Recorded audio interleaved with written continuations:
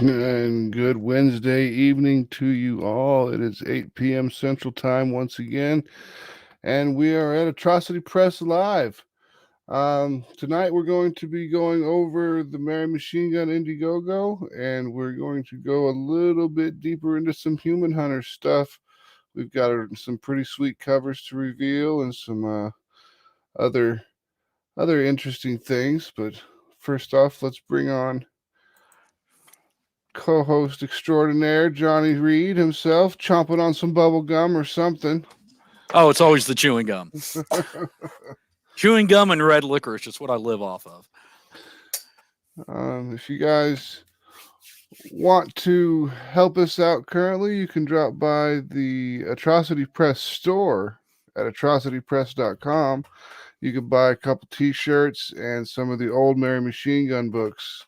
Not the newer ones that are on the Kickstarter one or the IndieGoGo now. Like the Reloaded book isn't available, but the old books with the errors in it are still available. So snatch up those ones with the errors, those number one first printings with the errors in it, because who knows? If Mary Machinegun takes off, those might be worth $10,000 someday. Who knows? So how's the LCS comic book toy store extravaganza going, Johnny Reed? Going good. We had our opening Saturday, or reopening, I guess you should say it. But no, it went really well. Fantastic. Did you have enough people in the door? I mean, just lots of networking, or was it, did you get lots of people buying shit, or was it just look you lose? It was a little bit of a mix. A lot of it was just people. I mean, it was kind of just opened up for one of the local KC Toy Hunter groups, so it's kind of a soft opening. So a lot of the guys from that came out, so it was kind of cool. It's some of the guys I'd already known for years, and some of the guys were new, so it was a good mix. Did all the credit card machines and the cash register and the POS work? Everything worked. Nothing broke. All right, worked it all out. I did it. Yep. Yep. Full disclosure, I helped him put it together. That's true. Max is my tech guru. When something's broke, he either has to fix it or I blame it on him. It's one of the two. I just have to be in the same room with it in order for it to work, though. Yeah, that was kind of, we had a certain process that I just could not get to work, and I did it the same way the instructions told me to. Max walks in the room. I did it one more time to show him how it wasn't going to work. Oh, no, it magically worked. It magically works. Of course. All right. It had to mock me is what it was doing. Okay, so since what are we going to go off with? We got an hour. We're gonna go over the Mary Machinegun Kickstarter, or no, the IndieGoGo from Mary Machinegun. IndieGoGo. Yeah, it's at $651 US with 14 backers and 10 days left to go. This is a 21-day campaign, so it was a surprise campaign. So we're doing pretty good for something that we just dropped out of nowhere, didn't tell anyone about, and it was basically the whole point of this IndieGoGo thing is to snatch up the people that don't like Kickstarter. And that's who we're getting. We're getting mostly people who refuse to use the Kickstarter platform for one reason or another. Maybe they don't believe or agree with Kickstarter's politics, or they don't agree with the way Kickstarter does business, or whatever it is, whatever reason, they won't use Kickstarter. They've come over to IndieGoGo and they've backed the book. They're showing support, and that's great. I mean, there's 14 backers, but we've sold plenty of books. We sold at least 30 something. If you count the Kickstarter. I think what's really surprises me is like what you mentioned is just even the politics of something nowadays with Kickstarter. Yeah. Because I was talking to some friends of mine. I'm like, yeah, we're going to be launching, Human Hunters on Kickstarter. And they're like, I don't use Kickstarter. And I'm like, what's wrong with Kickstarter? I didn't even know it was a thing that people were like, I don't use that. Yeah. I was like, oh, okay. I did not realize that. There's certain things.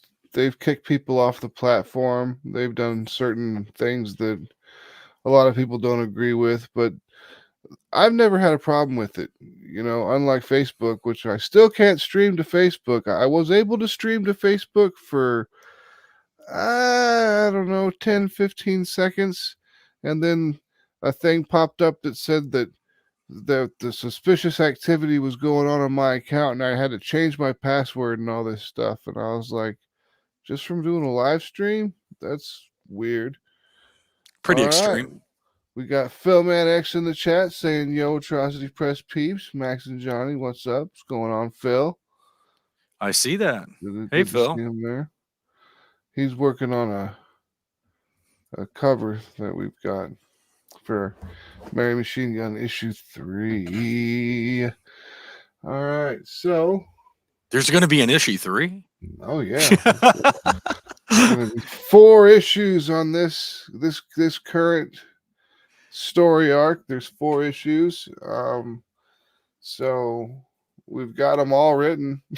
We just got to get them drawn and colored and put together and done all the, have all the things done. But the story thus far is that after the events of Mary Machinegun and the first few pages of Mary Machinegun issue 2, Mary is now not only hunting down werewolves, but is also about to be hunted by her own order. Will she have time to stop the menace to humanity, or will the menace of humanity stop Mary before she can finish her task? Find out in Mary Machinegun issue 2. There you go. All right. Then we got a nice print that we've did there by Fran Cordiero. That's Fernando's brother. That's the inker on a lot of our projects here at Atrocity Press. That's just a pretty picture. We're not giving the prints are not for sale or given away yet. I haven't talked to Fran about it. Maybe one day he'll do it. Well, Phil, issue 3, Mary will go to issue 4, and then we're going to start over with Mary New Order, or Mary Machinegun New Order, and then it'll start with 1 and just keep going until we're just done making Mary books, I guess. Which will be never. Which will be never. So it'll be picked up by someone else. This company will continue on just like Marvel. We'll have different people working on different projects. It'll be a weird day in history when Fernando decides he doesn't want to do Mary anymore. He's going to do something else now because he's he's done it so long. And that is when we go down to Brazil and we have a long chat with the fellow.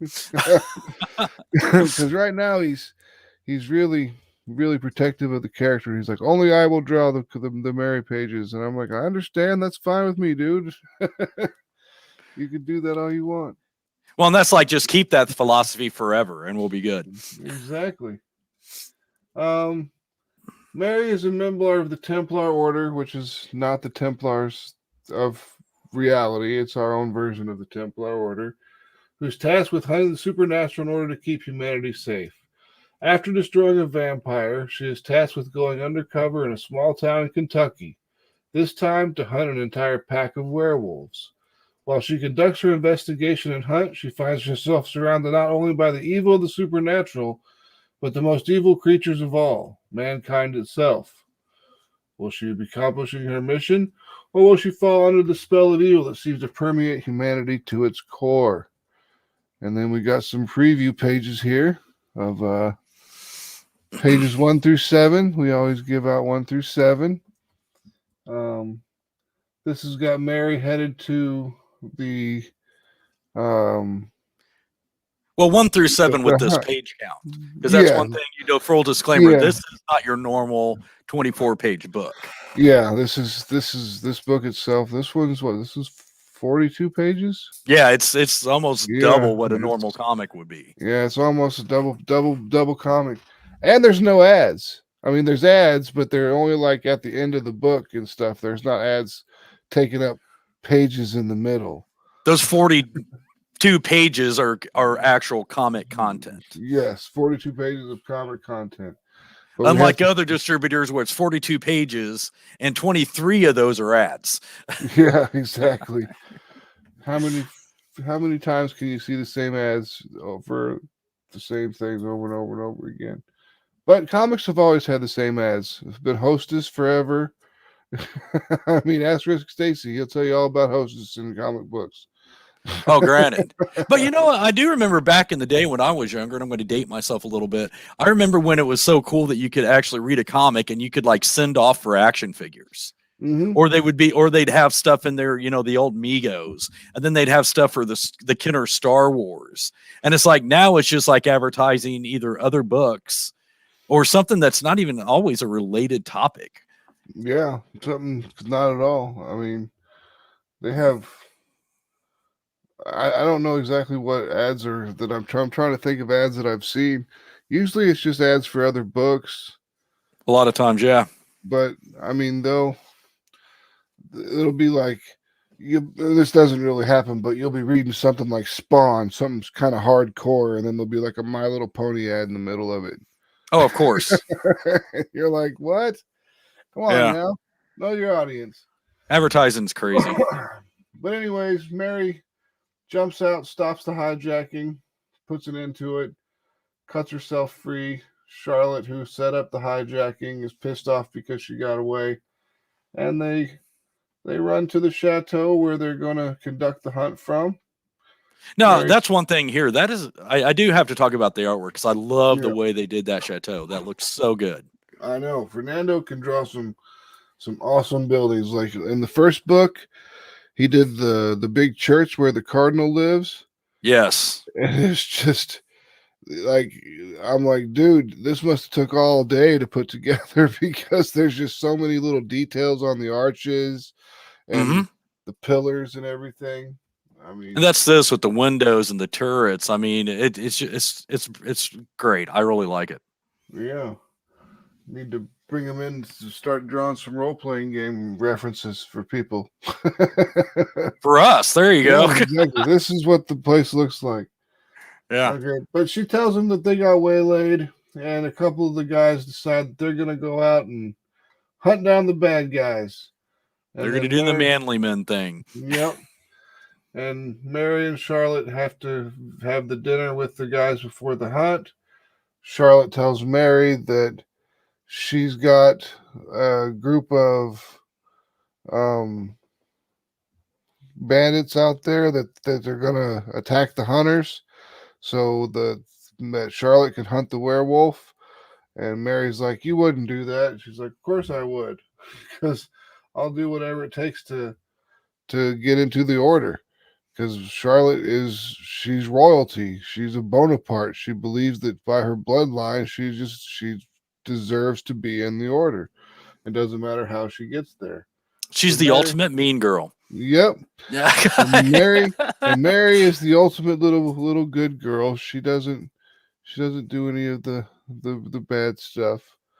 And then after their dinner, this is when they all start to go out. There's Charlotte in her combat outfit, and Mary in hers, and then Mary is keeping an eye on the hunters.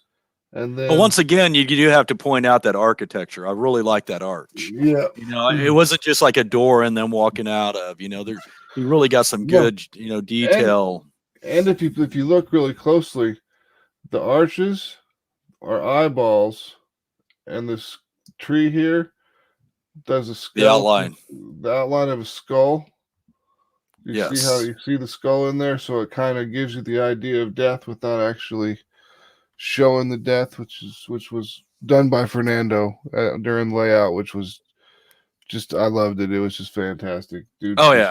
Just nails it every time. But the guys that are out there hunting find the bandits that have been eviscerated, and then here comes the werewolf, and now that's all. That's all you get. It's all that's available.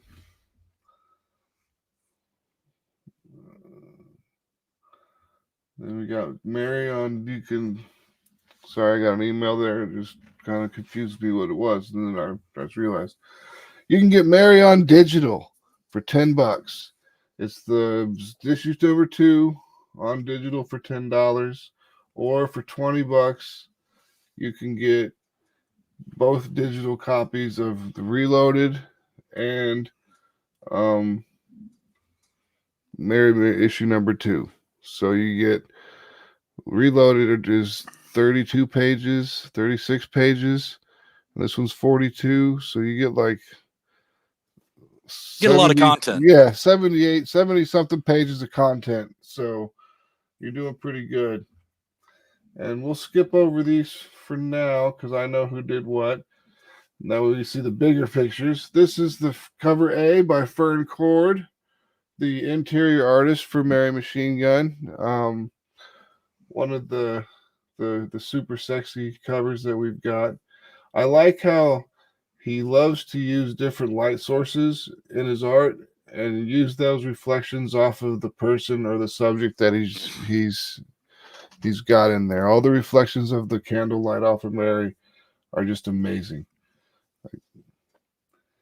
And then, of course, cover B by DC superstar artist himself, Ed Benes. This was a bucket list item of mine. I've never once, when I was a kid reading Samurai, right here, Samurai, Ed Benes' first books. Well, see, I loved him when he did the Justice League art. Yep. He wrote for Justice League. Did the art for that for a while, and it was just awesome panels. Well, when he did the stuff for Samurai, I kind of fell in love with his artwork, and Yeah. I followed him ever since then. And just having that guy working on my project was a total bucket list item, and he did a fantastic job. I love that. It's beautiful. It just works out great. Then, of course, his brother Fred Benes did this one, and there's something about this cover that draws the eye. I don't really know exactly what it is. Yeah, I can't really pinpoint it. but it does draw the eye a little bit. I think it might be the gun. Is that it? The guns. And then, as we like to keep it in the family with the Benes family, this is Mariah Benes's cover. Yep. It was one of the largest sellers on the Kickstarter. It was only beaten by cover A, barely, and that's because cover A comes with a lot of things. So there's a lot of things that come with cover A, let's put it that way. Then we've got cover E, which is by Steph Wilson. Everyone can tell a Steph Wilson picture. You got the circle template usage. You got the wonderful colors by Carrie Ann, and everything is accurate. The sword is accurate, so Fernando's happy. She's got some camel toe, so I'm happy. I'm not even going to comment on that. I really am not. And this was the Kickstarter. And our radio show just went from PG to what? The viewers are going up. Yeah. But this is the Kickstarter exclusive cover, or the IndieGoGo exclusive cover for this one. It's a Supergirl cover swipe. I don't remember the artist off the top of my head that did the Supergirl cover, but her eyes are all like red and getting ready to fire heat vision, and she's just got this look on her face like she's just like in a rage. And I really, really enjoyed it. And Fran, the inker, put this together and did it, and I was like, man, we've got to use this picture as a cover. Oh, absolutely. Mary just looks so fierce. That's her getting ready to just tear some crap up. Exactly, just going to war. And then there's the Reloaded cover, which was cover A from the first Mary Machinegun. And we have available some, very few. I think there's like 5 or 6 of the metal Ed Benes covers left. So I think I've got one somewhere. I don't know where it went. There it is.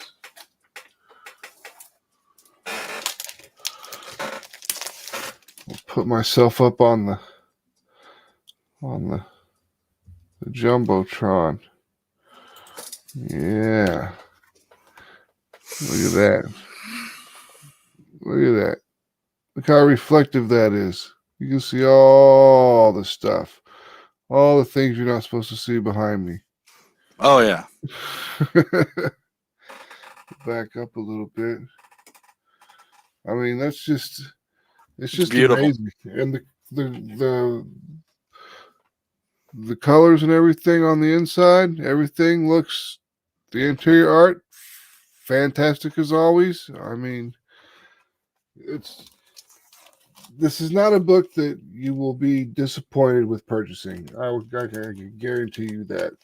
If you like bad girl comic books at all, then you are going to love this book. That's all there is to it. Now I've got my head pinned down because my things are there. We go. Put that up there again. And we'll go back to getting me off of here. Bam. And then, of course, we've always got the naughty edition, which is the nude cover. This time we used a variant of Fern's cover A, where Mary's got some boobage showing, a little bit of nipply. She's not wearing her corset and everything, and she's still got the light reflecting off of her, which is nice. Well, she got hot with all those candles. Oh, of course, it does. And that's what it warm. is. It gets warm, you know. It does get warm. That giant window, it just, it's summertime. It must be. It's summertime. That's what it is. And with the purchase of the Not Safe for Work cover, you get 4 Not Safe for Work prints. So we're starting with one of Charlotte, right there. Then one of Mary. Then another one of Mary, that's my favorite one out of all of them. I do like that one a lot. And then one of Ophelia, which is our Emperor Palpatine of the series, the big bad evil girl. Our Lex Luthor. Exactly. Our Morgan Le Fay. And then, of course, there's the Mary Machinegun calendar, and we focused on the character of Ophelia this time because we've done Mary calendars before.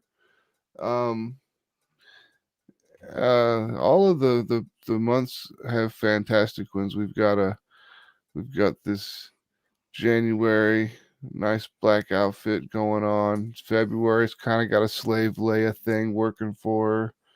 March has almost got a Mary Machinegun outfit on herself. April, she's at the beach. May, she's a vampire. June, she's got her combat outfit on. July, it's the 4th of July, so she's got all the red, white, and blue. Then August is the August, to me, it reminds me of some sort of mystical tarot card or something like that. September, we go with the old. Reminds me of something from like Hair.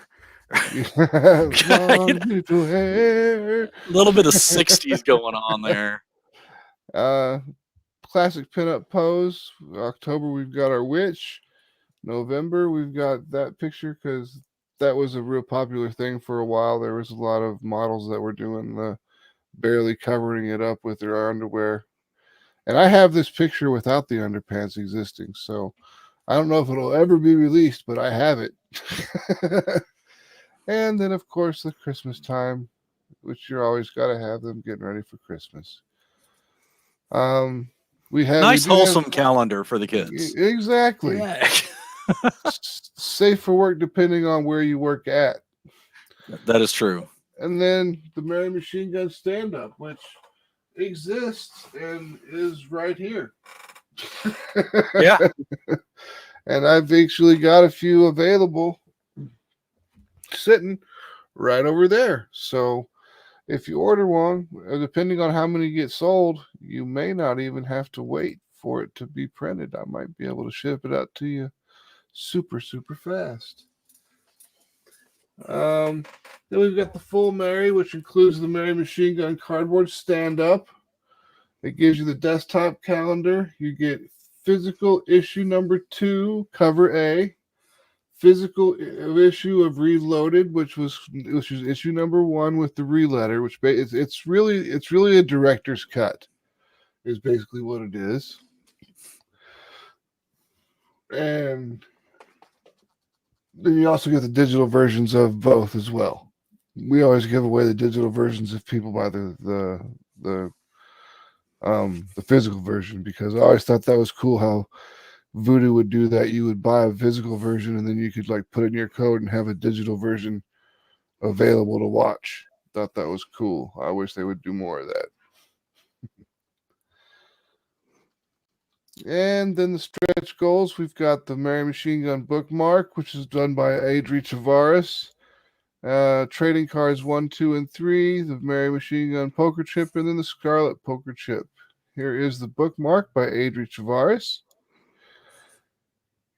And then, of course, we use that for one of the cards just because I like the art so much.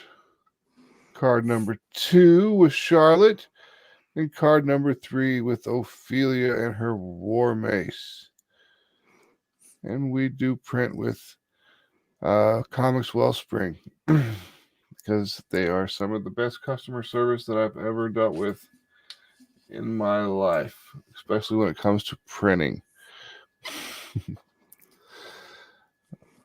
Okay, and that's pretty much it. Let's see if anything's increased. But no more backers. Only 14 sexy backers are bringing it to life, and that's always good. We get 14 more people reading the books, or maybe people are buying the specific covers for IndieGoGo, and that's fine too. Do whatever you want to do. You want to just buy it for the cover and get it CGC'd? Go ahead and buy it for the cover and get it CGC'd. But next, we are going to talk about Human Hunters, which is coming out when, Johnny? Halloween, October 31st. Human Hunter. I know nothing about this comic.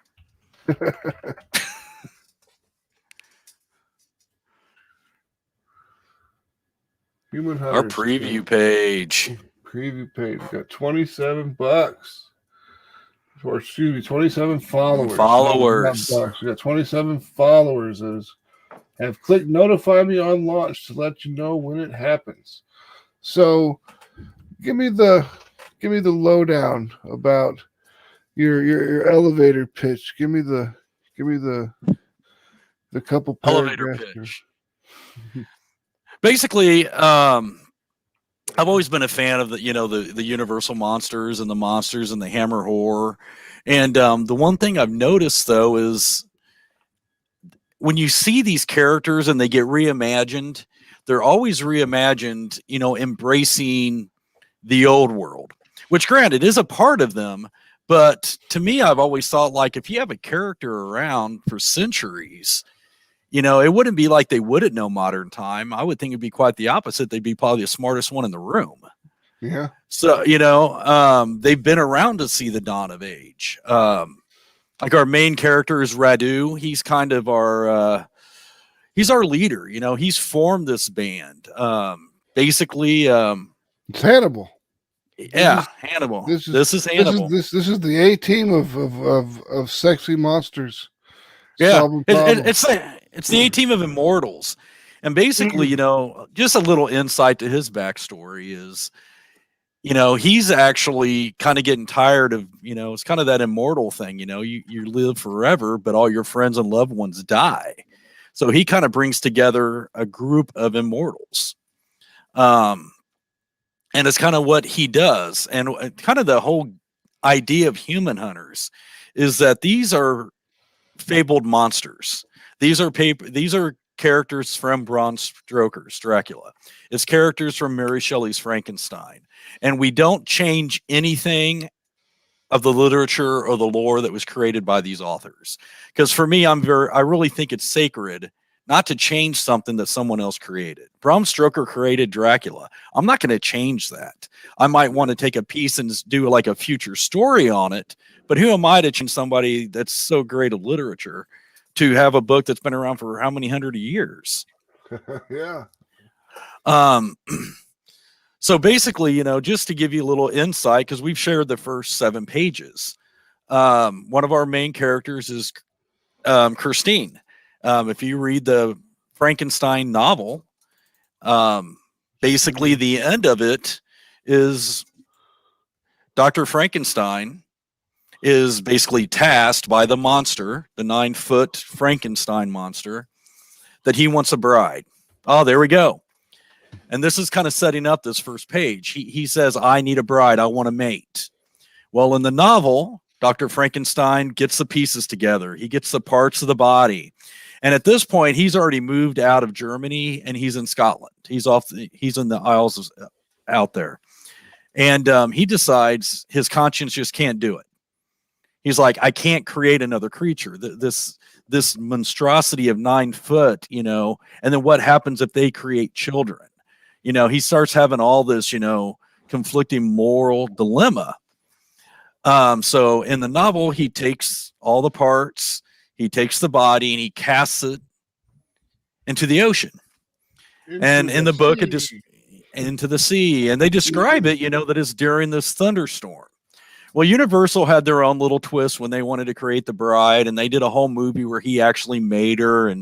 But that was never, a lot of people, unless you read the novel, don't realize that she's never was in the novel. She was just body parts cast into the ocean. Well, my twist that I thought would be kind of interesting is that lightning struck that ocean water, the sea, and it actually brought her to life, which you'll see on the next page. Lightning strikes. You see the little, God, I gotta give it to the, you know, to the artwork here. I just love the artwork. I love the lettering. I love that even the crack and kaboom is cracked. I mean, you know, it's just not just your normal boom. The coloring on this is very bright, you know, vibrant. As you can see where the lightning strikes, it shows everything being lit up with the water. The movement in the hand. When I first got this, I mean, I got to say, I kind of teared up almost a little bit because I was like, oh my God, this is exactly, you know, what we were envisioning. And I mean, it's so much better. Yes, exactly. And then you go to the next page and it's like, this is one of our main characters, Christine. And this is basically, you know, her rising out of the sea and into life. That's pretty much where her backstory kind of ends. We are going to go more and more into it. You can almost think of Human Hunters as a modern day kind of James Bond meets Mission Impossible.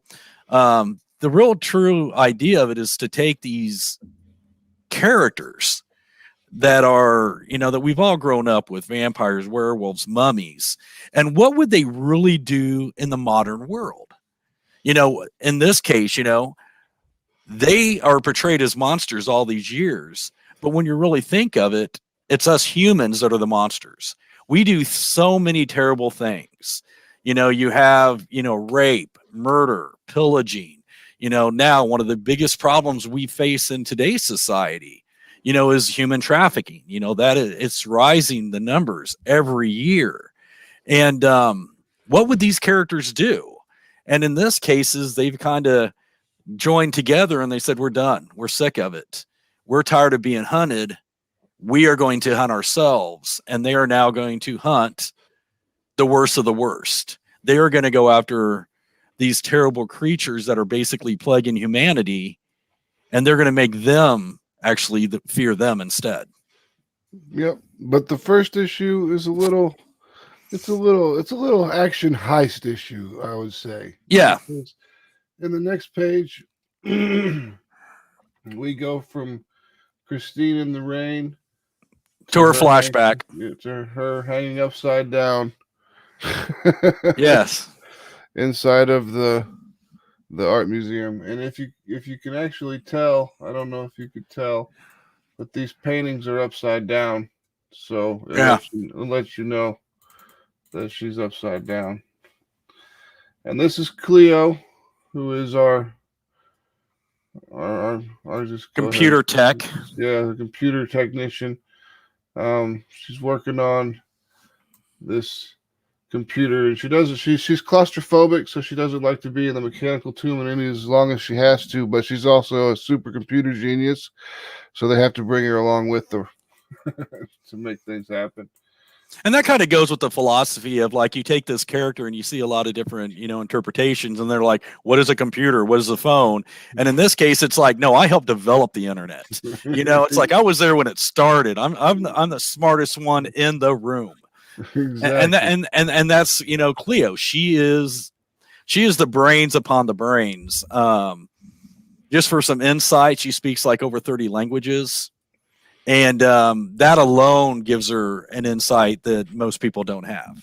Yep. And Christine hanging from the ceiling with the tapestry. Someone told me what that was called. Was it called tapestry dancing or something like that? I can't remember what it's called, but something like that. Someone told me what it was called. It's very interesting. I always think it's very cool, and I like. Yeah. I like. You always see at least one act every year on America's Got Talent.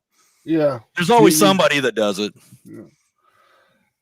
And then while she's going in there, she's said that she's ready. She needs the alarm down. Cleo says she needs more time. And just because we're immortal, we don't have all the time in the world. And then the other, you hear, I can smell the guard coming this way. We're about out of time. It's like, I almost got it. 15 more seconds. JC, handle it. I need to breach the firewall and reroute the serial constant to a terminal obstructor. So, some gobbledygook. That's our Star Trek moment. Yeah. And then she decides, you know what? What's the fun in waiting? So she sets the alarm off on intentionally. Yeah, she's kind of our very impulsive character. And then we go to JC. Is this our last page we're showing? No, there's another page after this one. Okay. He's basically our.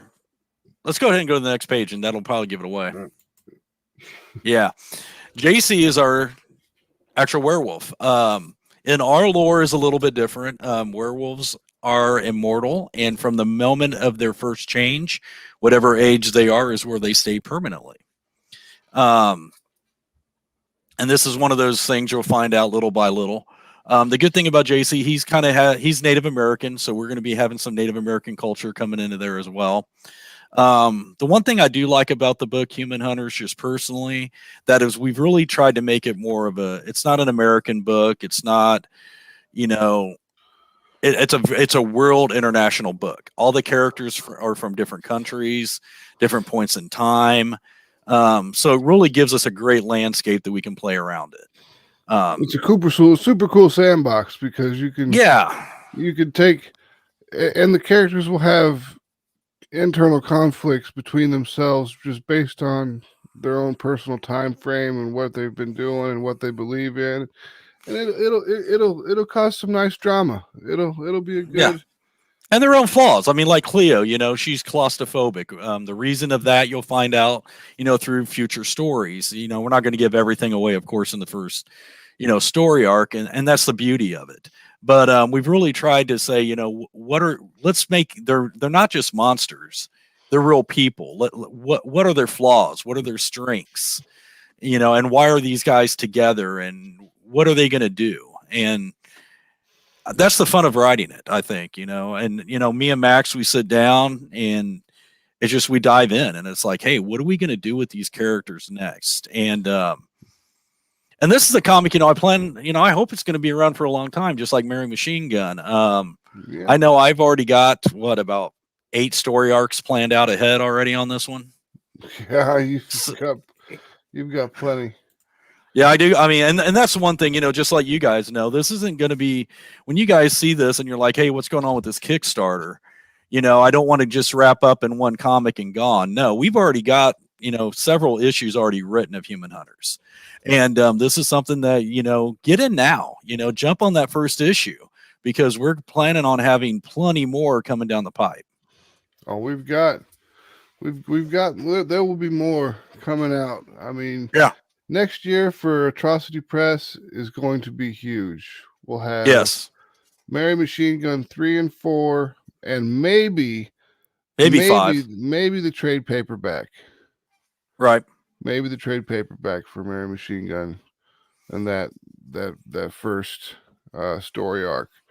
We've got Human Hunters number 2 at least, maybe 2 and 3.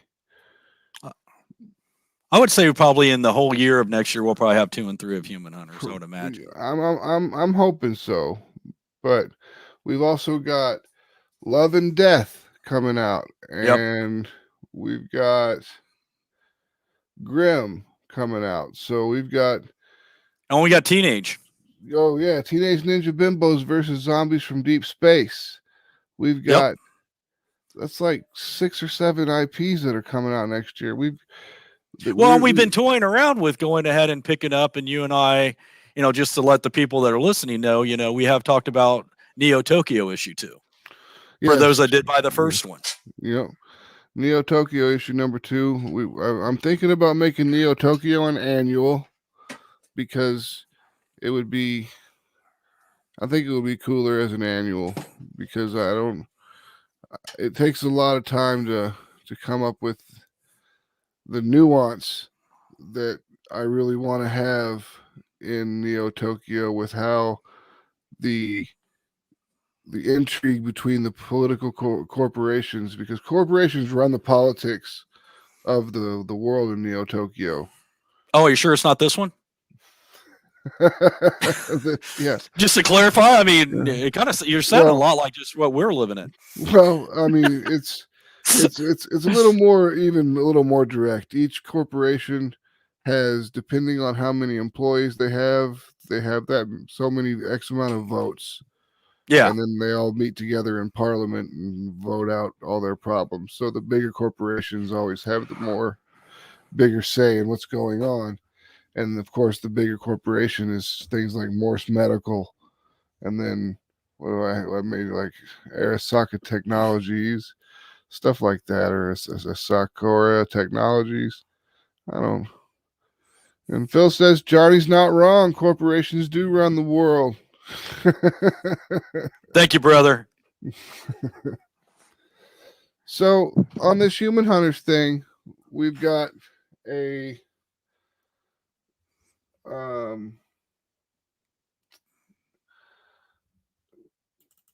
special Halloween. Oh, the special Halloween cover. Yes. I'm excited. I love this cover.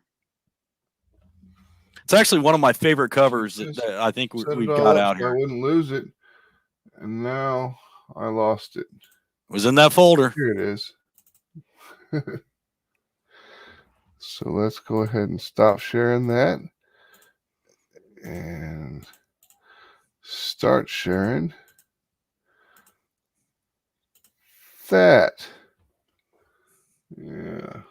I love this cover. On that there. And like how you got the werewolf in the background back there. When you think we're just focusing on women, we're letting you know we're not. You've got Cleo, and you've got Christine. And Christine's got her Sally dress on.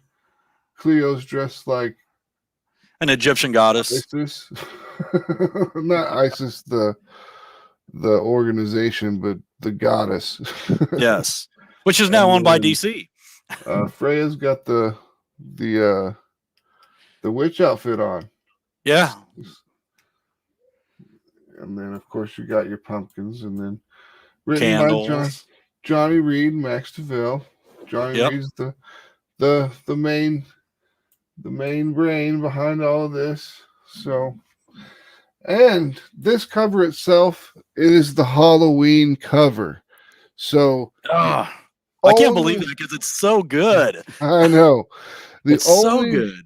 The only way to get this cover is to back the Kickstarter on day 1, which is Halloween.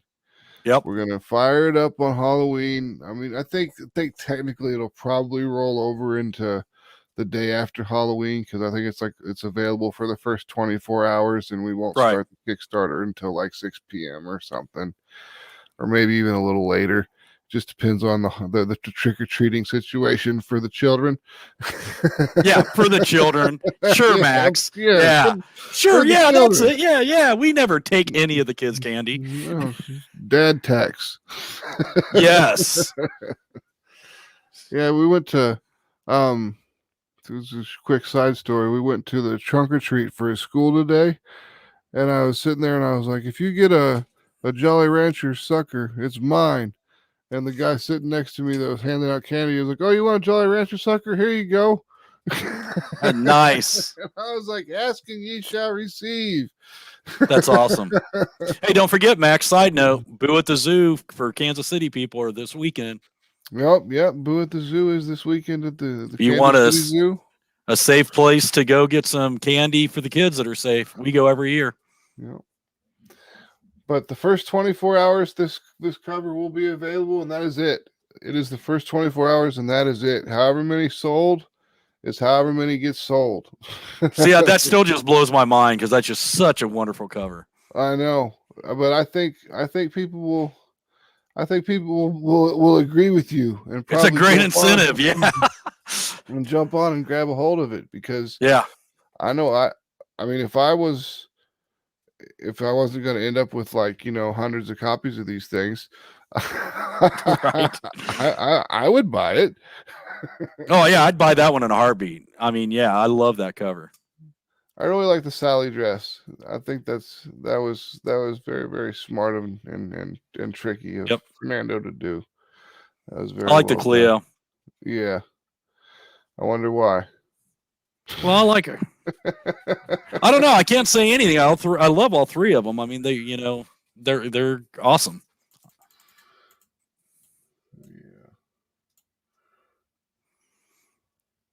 Yeah. Do you ever get that moment, Max, when you're looking at Mary and you're like, get that Dr. Frankenstein moment? You're like, I created that. Yeah. Every once in a while, I'll sit there and I'll be looking at it, and I'll be like, man, that came out of my brain, and now now it exists in some physical form somewhere.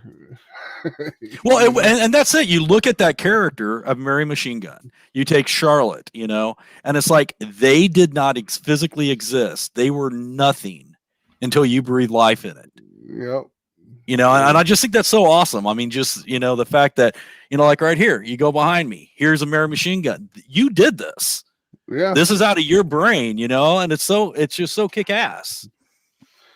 It makes me happy to know that I've created things, and I don't know why I didn't get much feedback on the first Mary Machinegun issue, but on the second Mary Machinegun issue, I've gotten a lot of feedback, and everyone loves it.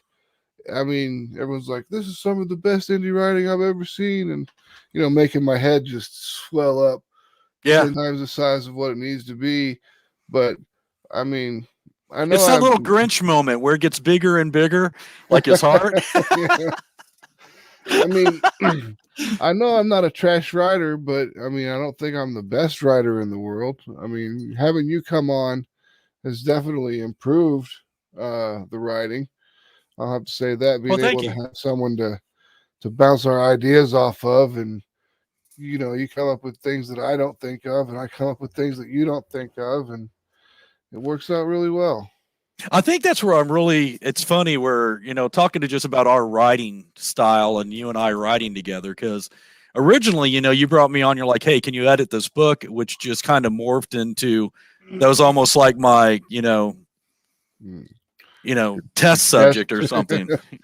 That was kind of like an interview in a sense, but, and then we sat down to actually write. I was like, this is going to be horrible. I mean, I was excited, but I was worried. And it's like, to this day, it just flows.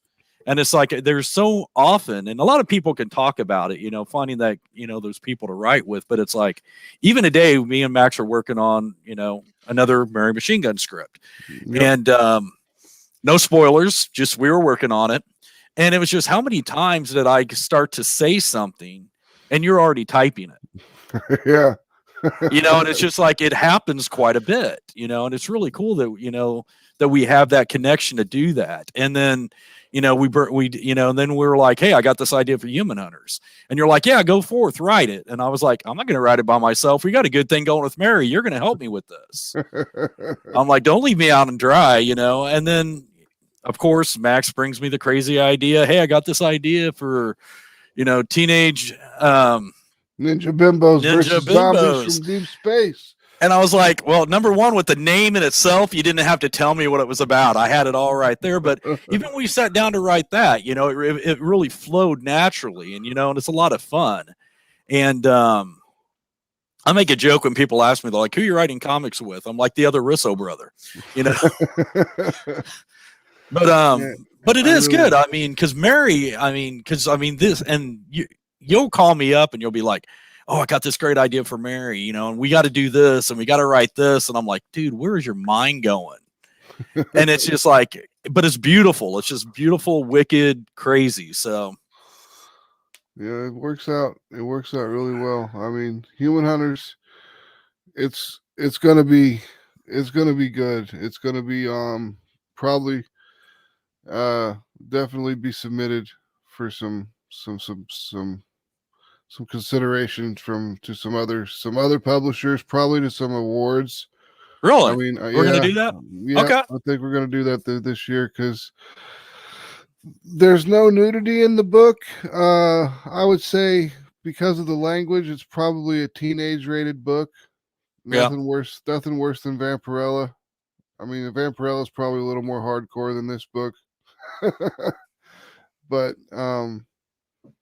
not that it's not a sexy, fantastic book in itself. I mean, look at the covers.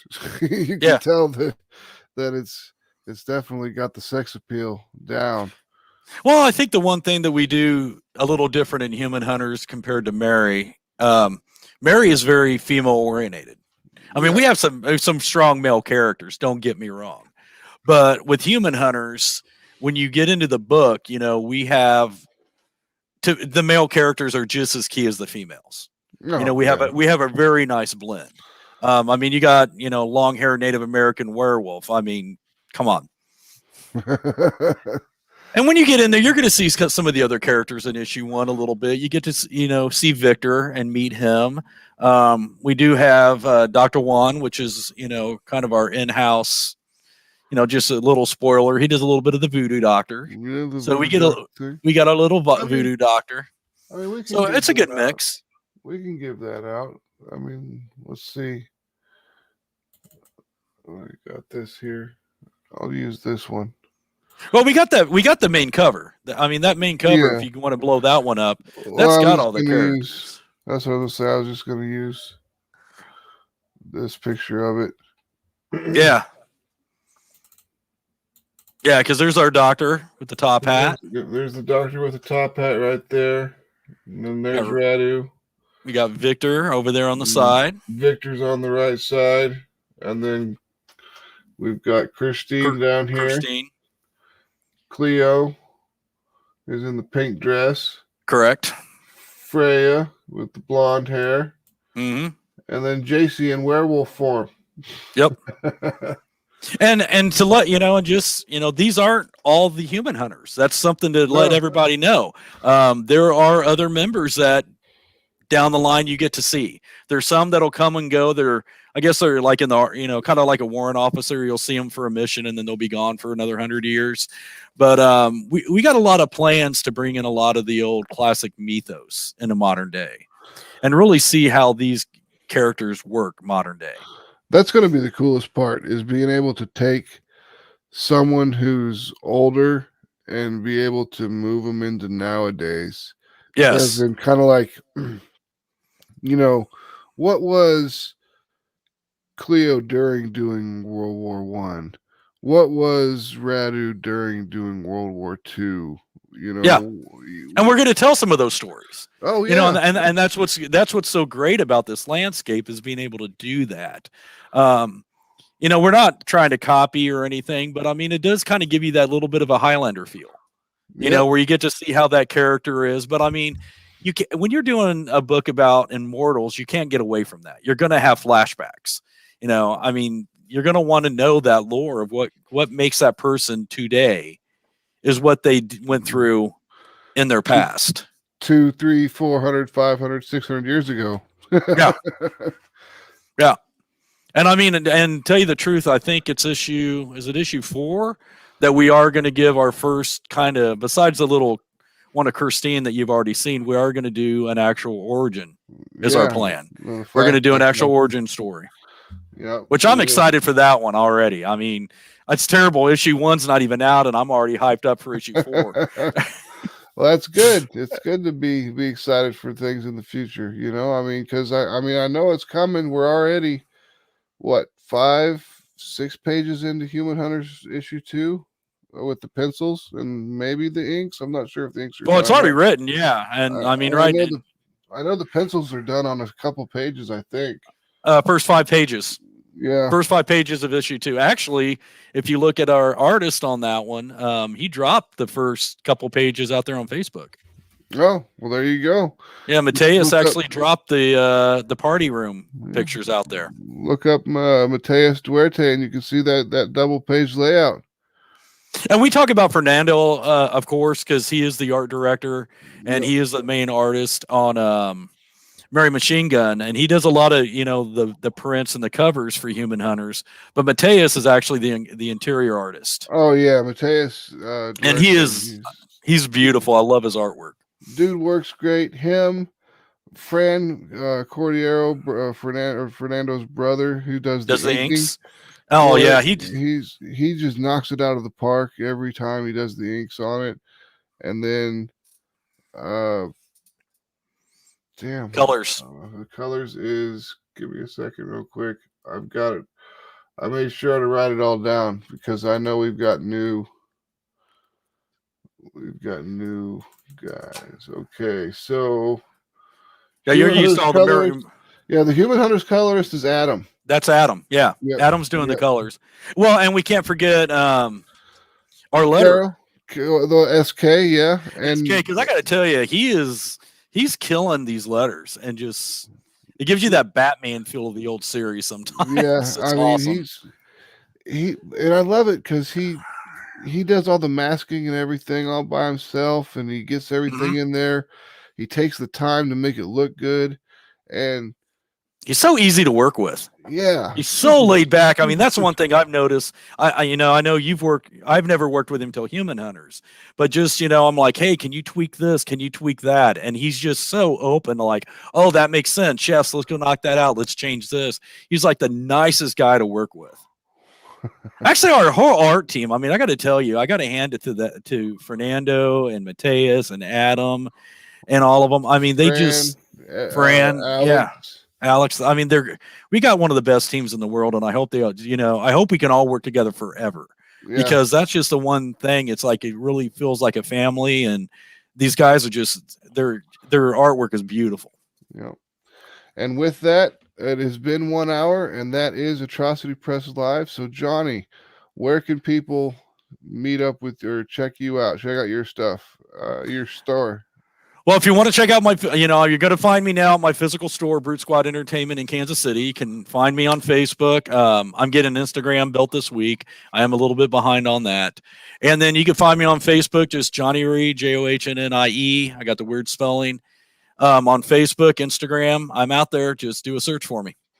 All right, cool. And for me, you go to atrocitypress.com. Pick up anything that we've got available on there that you like.